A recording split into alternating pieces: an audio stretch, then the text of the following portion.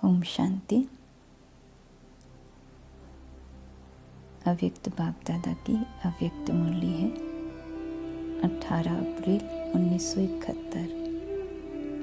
Heading है मन के भावों को जानने की विधि तथा फायदे।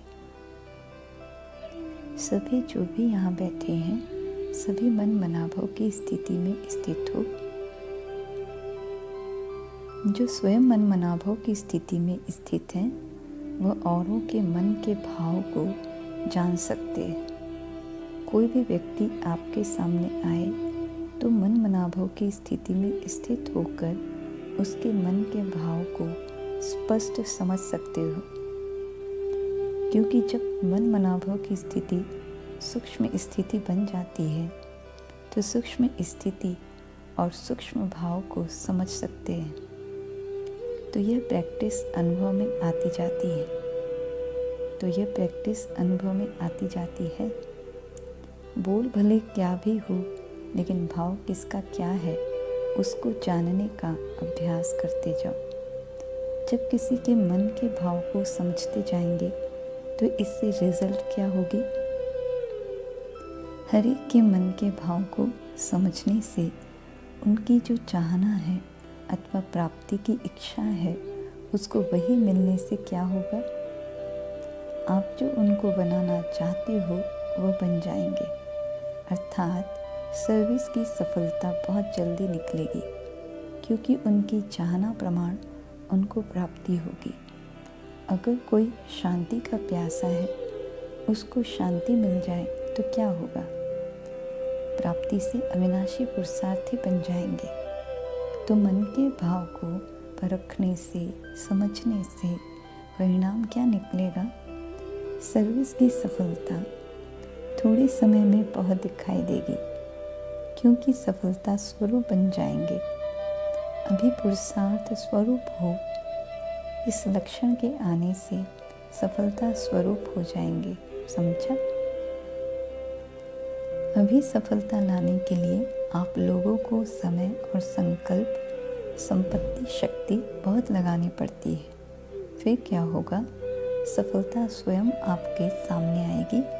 संपत्ति लगानी नहीं पड़ेगी, संपत्ति आपके सामने स्वयं स्वाहा होने आएगी। समझा? इतना अंतर है सिर्फ एक बात की धारणा से। वह कौन सी बात? मन मनाभाव होकर हर एक के मन के भाव को जानना।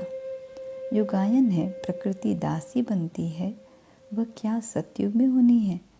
सतयुग में तो यह मालूम ही नहीं पड़ेगा कि प्रकृति के ऊपर विजय प्राप्त करने से प्राप्ति हुई है।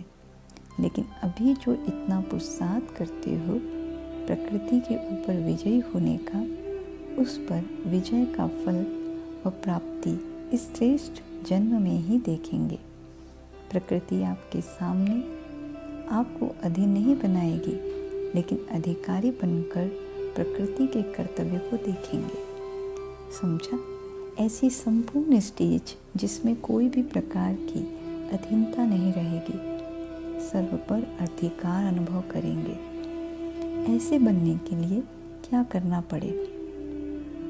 एक तो रूहानियत, दूसरा चेहरे से सदैव ईश्वरी रुहाब दिखाई दे, और तीसरा सर्विस में सदैव रहम दिल का संस्कार व गुण प्रत्यक्ष हर आत्मा को अनुभव हो। तीनों ही बातें रूहानियत, रुहाब और रहम दिल का गुण भी हो। यह तीनों ही बातें प्रत्यक्ष रूप में, स्थिति में, चेहरे में और सर्विस अर्थात कर्म में दिखाई दे। तब समझो कि अब सफलता हमारे समीप आ रही है। तीनों ही साथ में चाहिए। अभी क्या होता है?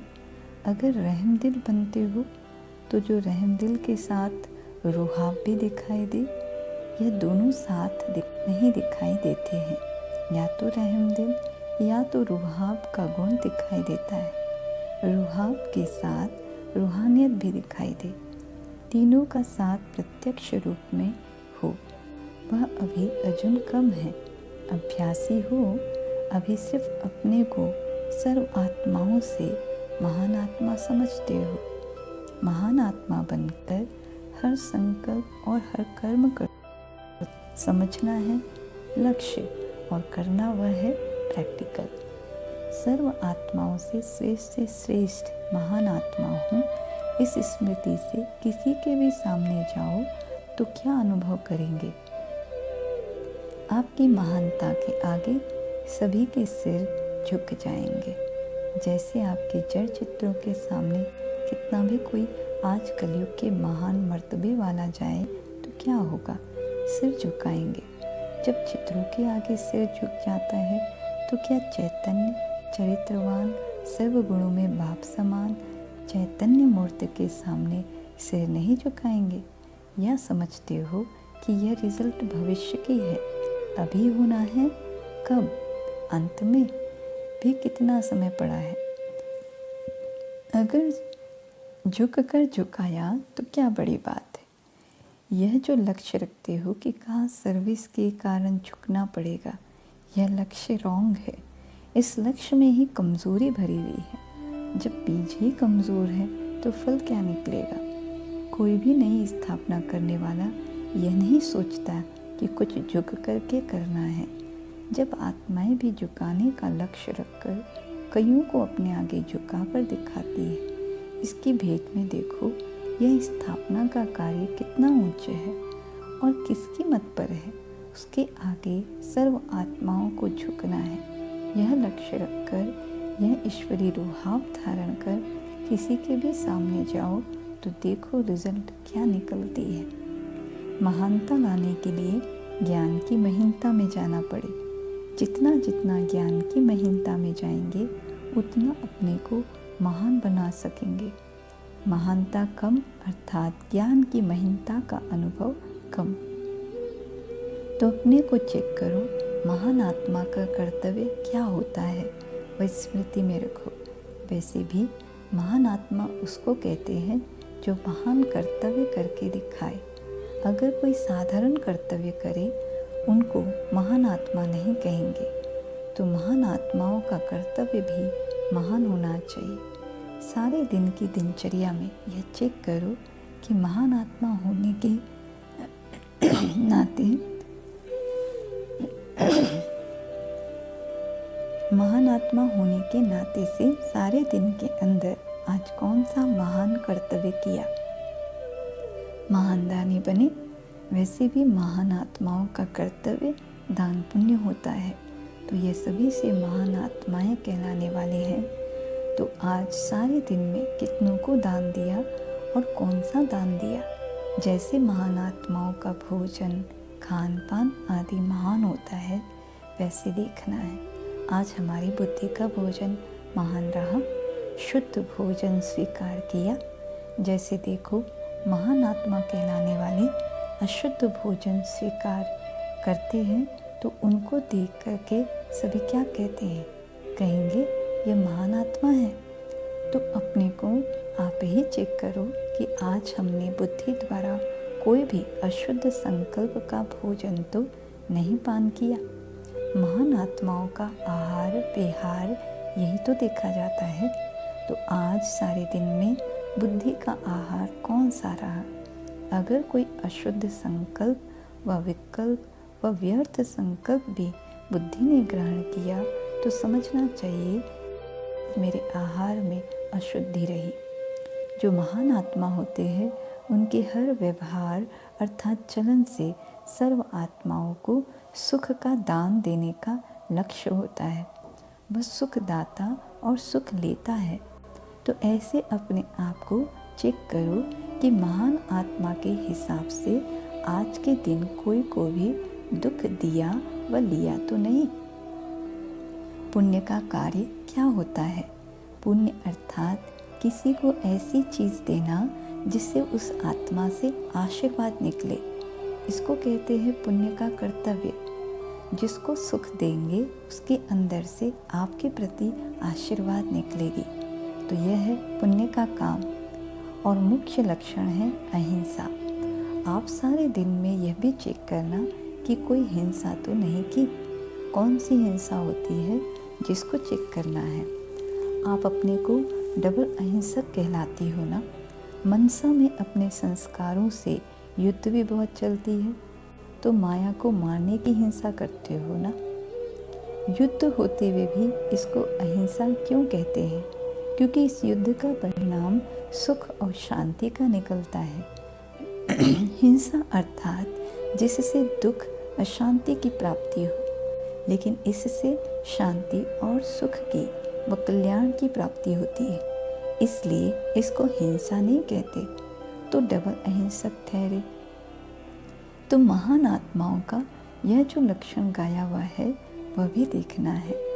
आज के सारे दिन में किसी भी प्रकार की हिंसा तो नहीं की।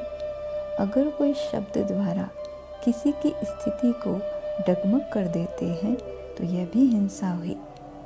जैसे तीर द्वारा किसी को घायल करना हिंसा हुई ना, इस प्रकार अगर कोई शब्द द्वारा कोई की ईश्वरीय स्थिति को डगमग अर्थात घायल कर दिया तो यह हिंसा हुई ना। असली सतोप्रधान संस्कार व जो अपने ओरिजिनल ईश्वरीय संस्कार आत्मा के हैं, उनको दबाकर दूसरे संस्कारों को प्रैक्टिकल में लाते हैं, तो मानो जैसे कि किसी का गला दबाया जाता है तो वह हिंसा मानी जाती है। तो अपने ओरिजिनल अथवा सतोप्रधान स्थिति के संस्कारों को दबाना यह भी हिंसा है, समझा? तो यह सभी लक्षण कहाँ तक प्रैक्टिकल में है वह चेक करना। अब समझा महान आत्मा के लक्षण क्या है? सारे दिन दान भी करते रहो, पुण्य का कर्म भी करो और अहिंसक भी बनो। सारे दिन में दान भी करते रहो, पुण्य का कर्म भी करो और अहिंसक भी बनो। तो बताओ स्थिति क्या बन जाएगी? फिर ऐसी महीनता में जाने वाले, संपूर्ण स्थिति में स्थित रहने वाले महान आत्माओं के आगे सभी जरूर सिर झुकाएंगे। स्थूल सिर झुकाएंगे क्या? सिर होता है सभी से ऊंचा, तो सिर झुकाया गोया सारा झुकाया।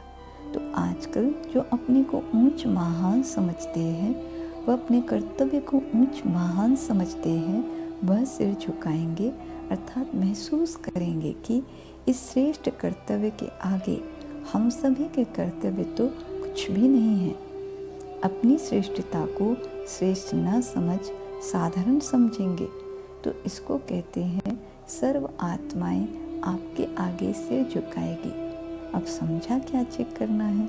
सारे दिन में महान आत्मा के जो महान कर्तव्य व लक्षण हैं वह कहाँ तक प्रैक्टिकल में लाए, फिर ये रिजल्ट पूछेंगे। पहले सुनाया था ना कि आप त्रिमूर्ति बाप के बच्चे हो, तो आपसे त्रिमूर्ति लाइट दिखाई दे, अर्थात आप एक एक द्वारा 3 लाइट का साक्षात्कार हो।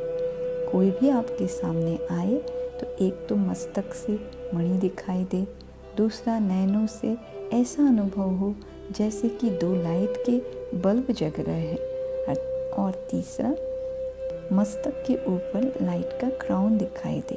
इन तीनों लाइट का साक्षात्कार हो। कईयों को होता भी है, जब याद की यात्रा में बिठाते हो तो ये दोनों नयन प्रकाश के गोले दिखाई देते हैं, और कईयों के मस्तक से लाइट के क्राउन का साक्षात्कार भी होता है।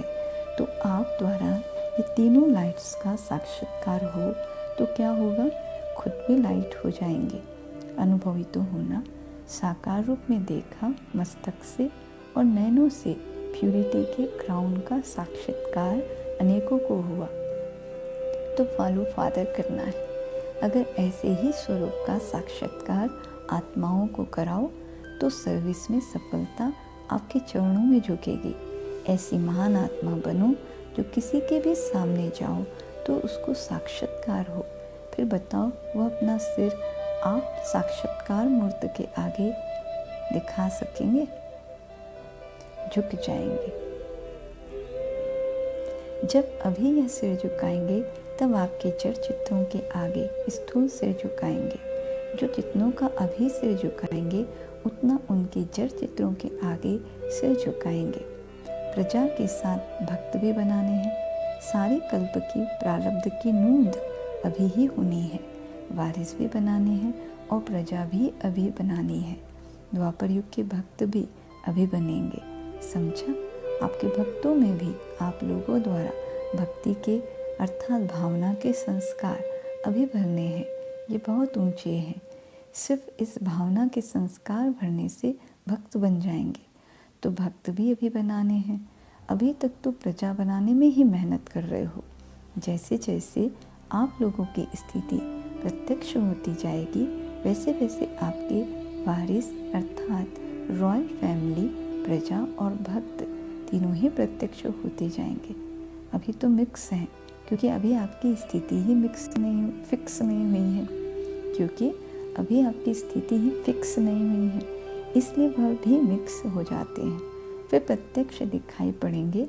आप महसूस करेंगे कि भक्त है, यह भी महसूस करेंगे, क्योंकि त्रिकालदर्शी का गुण प्रत्यक्ष हो जाएगा, तो अपनी भी तीनों कालों की प्रारब्ध को स्पष्ट देख सकेंगे। दिव्य दृष्टि से नहीं, प्रत्यक्ष साक्षात्कार करेंगे। अच्छा, महानता लाने के लिए ज्ञान की महीनता में जाना है। महानता लाने के लिए ज्ञान की महीनता में जाना है। जितना जितना ज्ञान की महीनता में जाएंगे, उतना अपने को महान बना सकेंगे। महानता कम अर्थात ज्ञान की महीनता का अनुभवी कम। अच्छा, ओम शांति।